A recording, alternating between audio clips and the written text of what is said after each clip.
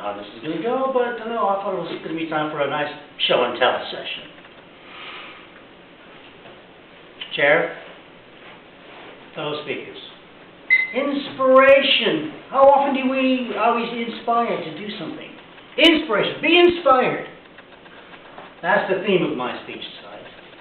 And this is a practical thing, and I had to be inspired to do it.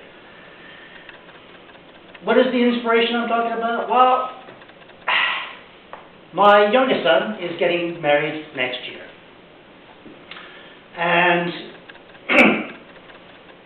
I wanted to do a project, but I was inspired by a previous wedding from my middle son who got married last year. And he wanted a card box for his wedding reception.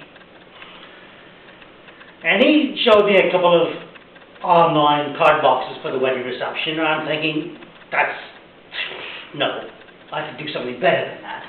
But I had to be inspired to make something better. Well, the inspiration for the previous wedding was he got married at Berkeley Castle, just north of Bristol. And the inspiration was, well, the castle is old and medieval, so I wanted to have a theme to go with it. But his concept of a card box was, on the day it's a card box, people put their letters in and their envelopes and whatever else. But this card box, what is it the next day? What is it the day after? Well, I want it to be useful after the wedding. Recycle. Another part of the inspiration of the project. So I made a card box from an old, circa 1880s traveling portable desk. It went down very well. I thought, the son who's getting married next year, in September, is getting married in a manor house. And I was thinking, well, okay, I wanted to be inspired to do something specific for the manor house. And I was thinking, well, the logo for the manor house is pretty basic. So I thought, well, I need to be inspired. So I thought, it's kind of old. I like to do something medieval. I wanted to do something manual. People said, well, your project, did you use a machine on it? I said, no, completely and utterly manually. It's a, fine art detail. So my inspiration was I wanted to do something heraldic on this box. And I thought, this would be pretty simple to do something heraldic as a design on this box, brass inlay specifically. And anyway, I started browsing through this book, which I got online for £3 or something like that. And it's got loads of things for heraldic. All kinds of things through history. And OMG, you look at the heraldic emblems, it's vast. Absolutely vast. So I had to sort of narrow my field of inspiration down to a simplified design. What is pretty basic to a heraldic design, including the House of Windsor or Parliament or whatever, there's usually a shield, isn't there? Well, you look at shields, and there's thousands of different shapes and sizes, meaning totally different things. And what is usually on the side? There's usually an animal of some description, the shield in the middle, and sort of an animal of some description. Well, there's all kinds.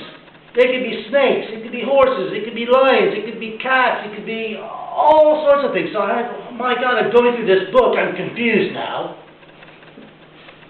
There's so many, and every symbol means something different. Okay, so I want a shield, specific. Then I want something on the sides, and I want to look medieval and old. So I decided to do a lion. Well, it's called a rampant lion, claws and the whole bit. So I decided to do that. shield in the middle. It's going to be a quadrant. Oh my God, there's so many different styles. And then, what's usually on the top of the shield? It could be another animal, it could be flowers, it could be another animal, it could be whatever. Well, I want a helmet. Oh my word, you look through the heraldic symbols, and of course, you bring in a bit of technology, and there are thousands of different styles of helmets. So I had to narrow that field down. So there's a helmet with a emblem on the top of the helmet. And down at the bottom is going to be a motto tag. So I know how to do motto in Latin. But now I want to consolidate my design.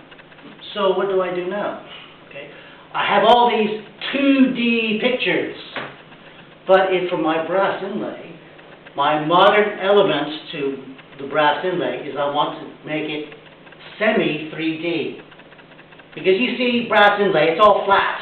Get rid of a hand over, it's all smooth. Not my designs. They are going to be layered, so they are textured layered. So it has depth to it. But it's all made out of brass.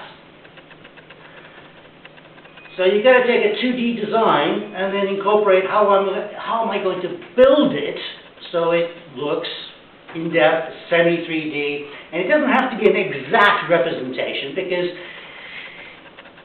you want to get a modern element to it. You just have to represent something. But for the heraldic designs, I also wanted to have, I looked at my son and I looked at his partner and I'm thinking, I want to incorporate something and make it 3D. So for their personal elements, they're both very intelligent. So I'm now consolidating my designs. I started off with just a quick little sketch of a shield and a semi-lion. Okay, I wanted to do something similar to that. Then it progresses on. Then I go to the internet and I'm trying to get layered elements so I can have an inspiration on how to layer this element of brass sheeting to make it 3D, make it look like it has depth and character to it. That's just an example. I have a whole stack. It took me 2 months of design work, and I haven't finished the lions yet. Then you go on to, what is my helmet going to look like? So it's like a mood board, isn't it?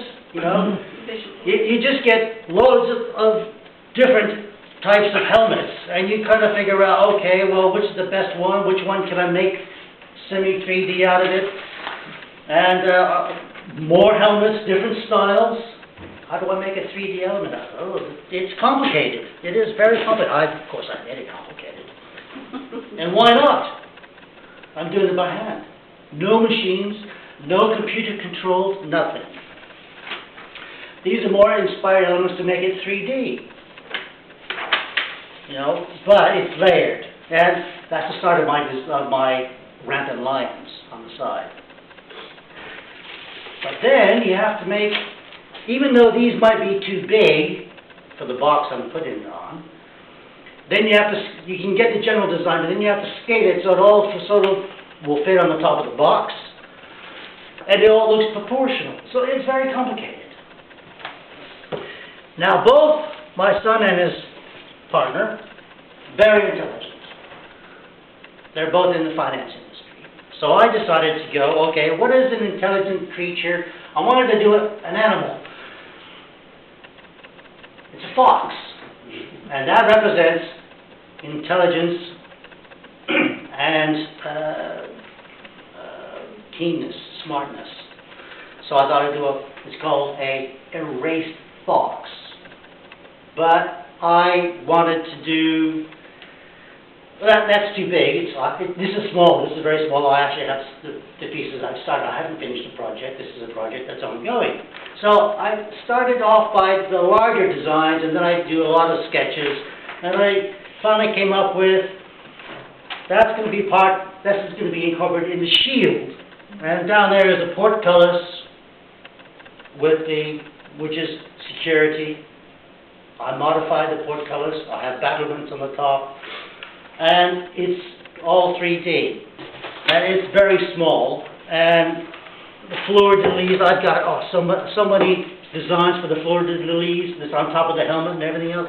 Complicated. The tools I'm using, I have to be careful of my design because I can't make the design smaller than the tools I have to use. See this? This is a hole saw. Hole saw. See the blade? That breaks so easy. So I can't go any smaller than that. Here is the letters. 2D letters, M for Marcus, and I've already started cutting them out. It's that small.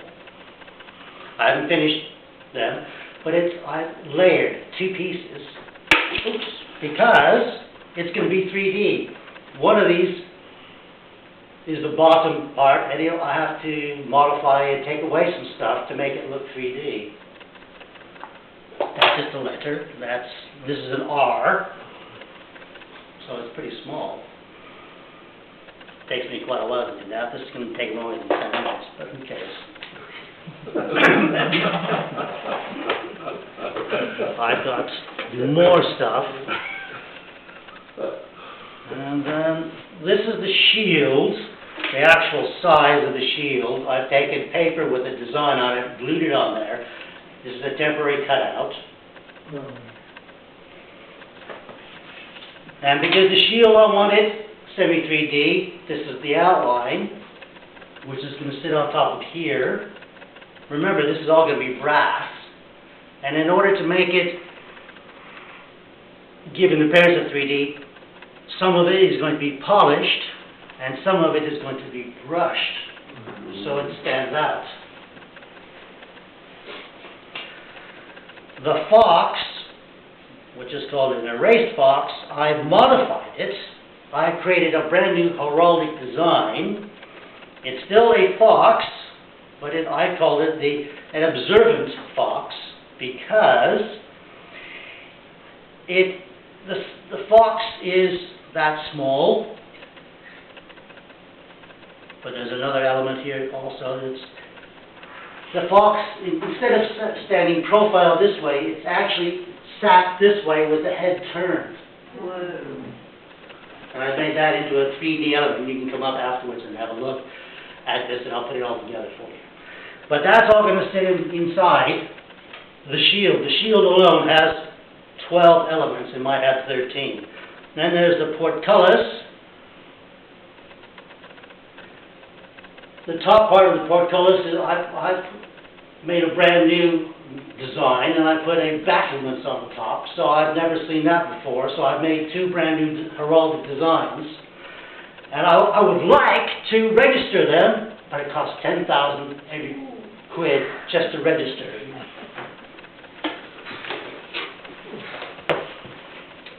Here's just one design of my helmet with a fleur-de-lis. And then this is the box. Should have made 20 minutes, not 10. And this is another circa 1880s portable writing desk. This is just that's the size. And it'll be like that. Something similar to that. These are just general designs.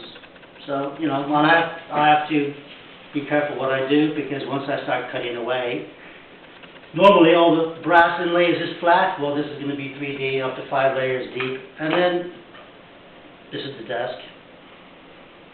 So it's a memento box afterwards. And on the day, it's going to be like this. I'm going to put 2 tea light candles inside, and it'll be glowing inside, so people can just put their letters and so forth inside. So that is my inspiration for a project.